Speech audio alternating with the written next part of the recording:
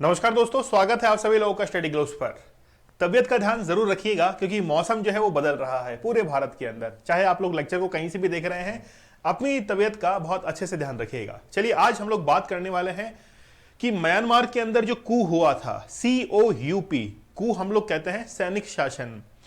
पूरी घटना मैं आप लोग को बताऊंगा कि आखिरकार म्यांमार के अंदर क्यों लगा, क्यों, और आखिरकार अभी जो एयर स्ट्राइक की गई है मिलिट्री के द्वारा वो किस स्टेट के अंदर की गई है। और बहुत सारे लोग जो है, लगभग 5,000 के आसपास लोग वो मिजोरम के अंदर आ जाते हैं। मैं पूरी स्टोरी लाइन जो है आप लोग को बताऊंगा, आप लोग ध्यान से सुनिएगा कि आखिरकार म्यांमार को जो भी वेपन्स आते हैं, जो भी हथियार आते हैं, वो आखिरकार म्यांमार को मिल कहां से रहे हैं, जिसके तहत वहां पर मिलिट्री जो है वो कार्रवाई कर रही है और पूरा का पूरा म्यांमार जो है वो जल रहा है। इसको लेकर बहुत सारे जो कंट्रीज हैं वहां पर डेमोन्स्ट्रेशन भी होते हैं कि म्यांमार के अंदर मानवाधिकार जो है वो खतरे के अंदर है। यहां तक कि एमनेस्टी इंटरनेशनल, जिसके हेडक्वार्टर आप लोगों को लंदन में देखने को मिलेंगे, उसने कई बार अपनी रिपोर्ट्स के अंदर कहा है कि म्यांमार के अंदर जितने भी नागरिक हैं उनका मानवाधिकारों का हनन हो रहा है, ह्यूमन राइट्स जो हैं उनका वायलेशन हो रहा है। चाहे हम लोग यूरोप की बात करें, चाहे हम लोग अमेरिका की बात करें, बहुत सारे देश ऐसे हैं जिन्होंने म्यांमार के अंदर जो कू हुआ था,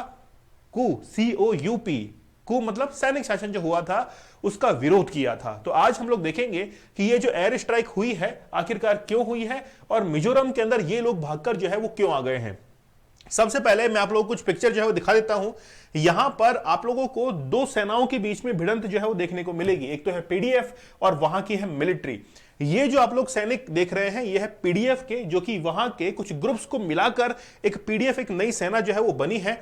यहां पर आप लोग देख सकते हैं कि जो मिलिट्री के एयरफोर्स के बेस है वहां पर PDF ने कब्जा कर लिया है। मैं बार बार जो है एक शब्द इस्तेमाल कर रहा हूं PDF। ये PDF क्या है आप लोग देख सकते हैं कि मिलिट्री के पास में और PDF के पास में जो हथियार है वो आए कहां से हैं। बहुत सारे हथियार जो है वो पकड़े गए हैं, लेकिन ये सप्लाई कहां से हो रहे हैं इसके बारे में मैं आप लोगों को बताऊंगा कि आखिरकार चाइना और रशिया जो है वो किस रूट के थ्रू म्यांमार के अंदर ये सारे वेपन जो है पहुंचा रहे हैं। घटनाक्रम हम लोग समझें उससे पहले हम लोग को मैप पर जो है वो गौर फरमाना पड़ेगा। आप लोग देखिए यहां पर यह पूरा का पूरा म्यांमार का क्षेत्र, ये जो आप लोग देख रहे हैं इसके राइट हैंड साइड पूरा का पूरा म्यांमार है। म्यांमार से मिजोरम, मणिपुर, नागालैंड और अरुणाचल प्रदेश सीमाओं को स्पर्श करते हैं, टच करते हैं। 520 किलोमीटर की सीमा अरुणाचल प्रदेश के साथ में है, नागालैंड के साथ में 215 किलोमीटर की है, मणिपुर के पास में साथ में 398 किलोमीटर की है और मिजोरम के साथ में 510 किलोमीटर की है। टोटल अगर हम लोग कैलकुलेट करें तो 1643 जो है वो बॉर्डर यहां पर स्ट्रेच होती है बिटवीन म्यांमार और इंडिया, ठीक है। लेकिन हम लोग बात करने वाले हैं यहां पर मिजोरम के ऊपर बात करने वाले हैं, जहां पर बॉर्डर जो है वो 510 किलोमीटर की है। देखिए बेसिकली म्यांमार के अंदर तो पूरा का पूरा है, अगर उनको जाना होता तो किसी और स्टेट में जा सकते थे, नागालैंड, मणिपुर, लेकिन वो मिजोरम के अंदर ही क्यों गए। सबसे खास बात यह है कि ये जो सीमा लगती है म्यांमार और इंडिया के बीच में, ये जो मिजोरम की सीमा है, यहां पर म्यांमार का एक स्टेट है जिसको हम लोग कहते हैं चिन स्टेट। इसके बारे में आगे हम लोग जिक्र करने वाले हैं मैप के अंदर। ये चिन स्टेट जो है यहीं पर बहुत ज्यादा डिस्टर्बेंस जो है वो क्रिएट है। आप लोग देख सकते हैं कि म्यांमार से अगर इंडिया के अंदर आना हो तो एक फ्रेंडशिप रोड जो है वो भी शुरू की गई थी, जिसके तहत एक ब्रिज जो है वो बनाया गया है और वो ब्रिज से म्यांमार के से इंडिया के अंदर आने में काफी आसानी से हो जाती है। आप लोगों को पता होगा कि म्यांमार के अंदर हमने भी जो है वो एक स्ट्राइक की थी। आप लोग को पता है कि मिलिट्री स्ट्राइक हुई थी। हम लोग जिस रास्ते से वहां पर पहुंचे थे वो रास्ता यही था, हमने भी इसको जो है इस्तेमाल किया था। चलिए सबसे पहले मैं स्टोरी लाइन जो है बता देता हूं। घटना है 2020 की। 8 नवंबर 2020 को म्यांमार के अंदर जो है वो इलेक्शंस होते हैं और जब इलेक्शंस होते हैं उससे पहले ही ये जो फोटो आप लोग यहां पर देख रहे हैं ये है जनरल मिन ऑन हालिंग। ये जो है वो ये आरोप लगाते हैं कि ये जो NLD सरकार चल रही है ये बेसिकली घपले कर रही है, यहां पर जितने भी इलेक्शन हो रहे हैं वो फेयरफुली नहीं हो रहे हैं। लेकिन जब 8 नवंबर 2020 को इलेक्शंस होते हैं उसके बाद में जब रिजल्ट्स आते हैं तो यह पता लगता है कि इनको उपलब्ध यानी कि जो अवेलेबल सीटें थी वो अवेलेबल नहीं हुई है, वो जीत नहीं पाए हैं। क्योंकि यहां पर म्यांमार के अंदर जो बाई कैमरल सिस्टम है उसके अंदर 25% सीट जो है वो मिलिट्री के लिए रिजर्व होती हैं। लेकिन जब इलेक्शंस के रिजल्ट आए तो उसके अंदर 25 सीट्स जो है 25% सीट्स वो इनके लिए इलेक्ट होकर नहीं आई थी। इससे इन्होंने आरोप लगाया कि म्यांमार की जो सरकार है उन्होंने कहीं ना कहीं इसके अंदर धांधली की है। वापस से इनको जो है इलेक्शन कमीशन को कैलकुलेट करना चाहिए और कैलकुलेट करने के लिए 1 फरवरी 2021 का टाइम जो है वो दिया गया इनके द्वारा, ठीक है। इन्होंने कहा कि अगर आप लोगों ने वापस से, इलेक्शन कमीशन ने वापस से जो है इसको रिव्यू नहीं किया तो हम लोग म्यांमार के अंदर कू कर देंगे, सैनिक शासन जो है वो लगा देंगे। 1 फरवरी 2021 तक कुछ भी नहीं होता है और वहां के राष्ट्रपति विन मिंट और आंग सान सू की दोनों की पार्टियों को वहां से हटा दिया जाता है और यहां पर कू लग जाता है। इसके बाद जो है वो मानवाधिकारों का हनन जो है वो शुरू हो जाता है म्यांमार के अंदर। लेकिन बात यह है कि आंग सान सू की जिनको एक पीस प्राइज भी मिल चुका है, उनसे वापस लिया जा चुका है। पता होगा आप लोगों को कि आंग सान सू की को पीस प्राइज मिल चुका है और उनको हटा दिया गया था। यहां तक क्लियर है? चलिए अब देखिए, यहां पर बाई कैमरल सिस्टम है। यह है अपर हाउस, यह है लोअर हाउस।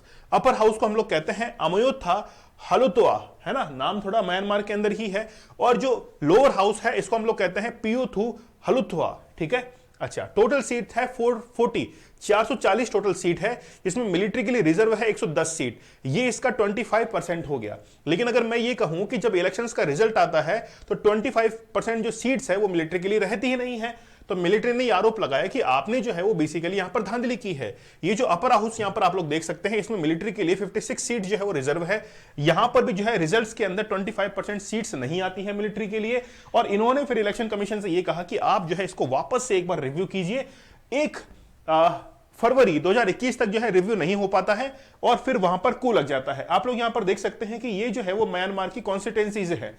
ये जो अपर हाउस है, अपर हाउस के अंदर सबके लिए कॉमन सीट जो है 12 सीटें रिजर्व होती हैं, लेकिन यहां पर जो है वो अलग अलग स्टेट के हिसाब से, इसीलिए हम लोग इसको कह रहे हैं हाउस ऑफ रिप्रेजेंटेटिव। तो अलग अलग जो स्टेट है म्यांमार के, उनके लिए सीटें अलग अलग रिजर्व है। मैंने यहां पर ब्लू इसलिए किया है कि ये जो चिन स्टेट है वहां पर 9 सीट जो है अलोकेटेड है, ठीक है। और यहीं पर सबसे बड़ी प्रॉब्लम जो है वो स्टार्ट हो चुकी है चिन स्टेट के अंदर ही। क्या होता है वो सुनिएगा। यहां पर सबसे पहले इस मैप पर गौर फरमाइए। इस मैप में जब आप लोग देखेंगे तो म्यांमार और इंडिया की बॉर्डर पर ये एक स्टेट है म्यांमार का, जिसको हम लोग कह रहे हैं चिन स्टेट। चिन स्टेट जो है वो लगभग हम लोग कह सकते हैं कि 510 किलोमीटर की सीमा जो है वो मिजोरम के साथ में स्पर्श करता है। अब यहां पर हमारे पास में कुल 6 डिस्ट्रिक्ट्स हैं। मिजोरम के 6 डिस्ट्रिक्ट हैं और चिन स्टेट से यहां से लोग जो है वो यहां पर भागकर आ जाते हैं। क्यों? क्योंकि यहां पर चिन स्टेट के अंदर एयर स्ट्राइक होती है और एयर स्ट्राइक किसके द्वारा करवाई गई? वहां के मिलिट्री जो है उनके द्वारा एयर स्ट्राइक करवाई गई है। लेकिन एयर स्ट्राइक अपने ही देश के अंदर क्यों करवाई गई? सबसे खास बात यह है कि वहां पर यानी कि म्यांमार के अंदर जो है वो पीडीएफ काम करती है। वो है पीपल्स डिफेंस फोर्सेस, पीडीएफ, जो कि 3 वहां के जो सैनिक ग्रुप थे उनको मिलाकर पीडीएफ बनती है। पीडीएफ ये नहीं चाहती है कि यहां पर मिलिट्री शासन रहे और इन दोनों के बीच में ज्यादा डिस्प्यूट चलते रहते हैं। लेकिन ये जो पीडीएफ है और इनके जो लोग हैं वो चिन डिस्ट्रिक्ट के अंदर यहां पर तैनात हैं। लगभग इनकी संख्या है 30,000 के आसपास और 30,000 में से 5,000 जो लोग हैं वो मिजोरम के अंदर भागकर आ जाते हैं। लेकिन मिजोरम के अंदर भागकर आ रहे हैं तो क्या भागकर आना आसान है? देखिए, भारत ने म्यांमार के बहुत सारे जो रोहिंग्या थे उनको भी शरण दी थी, उनकी हेल्प की थी। वैसे ही भारत ने जो है कोशिश तो करता है कि भारत के अंदर ना आए, लेकिन फिर भी जो है वो मानवाधिकारों के रक्षक के तौर पर हम लोग जो है कई बार इनको एंट्री देते हैं कि ठीक है, वहां पर जब कुछ शांत हो तो आप लोग वापस से लौट जाइएगा। तो मिलिट्री और पीडीएफ के बीच में यहां पर भिड़ंत जो है वो चल रही है और जिसका रिजल्ट हम लोग देख सकते हैं कि एयर स्ट्राइक हुई है चिन डिस्ट्रिक्ट के अंदर। लेकिन बात यह है कि आखिरकार उनके पास में हथियार जो है वो कहां से आए? उनके पास में हथियार जो है वो कहां से आए? तो इसका बात यह है कि चाइना और रशिया जो है उनका विमान इस्तेमाल कर रही है म्यांमार की सेना। हम लोग देख सकते हैं कि रशिया से बहुत सारे विमान जो है यहां पर आए हैं। जैसे 2 जो है वो है SU-30 मतलब सुखोई 30, 2 जो है यहां पर 26 है MiG 29, 26, ठीक है। उसके बाद में चाइना से 7 जो है वो है JF-17B और रशिया से 18 जो विमान है यानी कि फाइटर जेट्स है MiG 29, 26 है, लड़ाकू हेलीकॉप्टर्स हैं, ठीक है। इसके साथ में Mi-35 है, चाइना से 6, मतलब ये पूरा का पूरा जखीरा जो है वो म्यांमार के पास में चाइना और रूस से पहुंच रहा है। लेकिन ये दे क्यों रहे हैं? खास बात है कि सीमा जो है वो भारत के साथ में लगती है। कहते हैं कि हमारा जो दुश्मन है वो किसी ना किसी का दोस्त होता है। अगर चाइना हमको डिस्टर्ब करना चाहता है तो हमारे पड़ोसी को वो इस्तेमाल करेगा। जैसे उसने पाकिस्तान को इस्तेमाल किया तो पाकिस्तान के अंदर डिस्टर्बेंस क्रिएट करेगा, उसके अंदर हथियार सप्लाई करेगा, उसके अंदर टेररिज्म भर भर के देगा ताकि इंडिया के ऊपर वो अटैक कर सके। यही कहानी जो है वो म्यांमार के साथ में भी है। म्यांमार को डिस्टर्ब करेंगे ताकि इंडिया जो है वो ऑटोमेटिक डिस्टर्ब हो जाए। आप लोग को पता है कि चिकन नेक जहां पर 7 सिस्टर जो हैं वो जुड़े हुए हैं भारत के साथ में, तो चाइना ये चाहता है कि उस चिकन नेक को जो है वो काट दिया जाए। लेकिन ये पॉसिबल हो नहीं पाएगा। वो भरसक जो प्रयास कर रहे हैं लेकिन उनके जो प्रयास है वो सफल नहीं हो पाएंगे, क्योंकि हमारी मिलिट्री भी जो है वो हाथ पर हाथ धरकर कभी भी नहीं बैठती है। तो म्यांमार के अंदर जो कुछ भी हो रहा है ये ज्यादा लंबे समय तक अब चलने वाला नहीं है। जल्द ही जो है आप लोग वहां पर इलेक्शंस भी देखने को जो है आप लोगों को मिल सकते हैं। चलिए, आप हमारे साइकोलॉजी के कोर्स के साथ में जुड़ सकते हैं। डॉक्टर मयूरिका दास जो है उन्होंने बहुत बेहतरीन कोर्स डिजाइन किया है। अब पढ़ने का मन जो है वो आप लोगों को करेगा। मतलब कोई भी, चाहे आप नॉवल पढ़ते हैं, कोई किताब पढ़ते हैं, चाहे आप किसी भी एज ग्रुप के अंदर हैं, आप इस कोर्स को ज्वाइन कीजिए। आप लोगों को काफी बेनिफिट जो है इसके अंदर मिलने वाला है। चलिए, लेक्चर पसंद आया तो एक बेहतरीन कमेंट जो है वो नीचे छोड़ दीजिएगा। मिलते हैं आप लोगों से अगले सेशन में। तब तक के लिए धन्यवाद। Thank you. जय हिंद।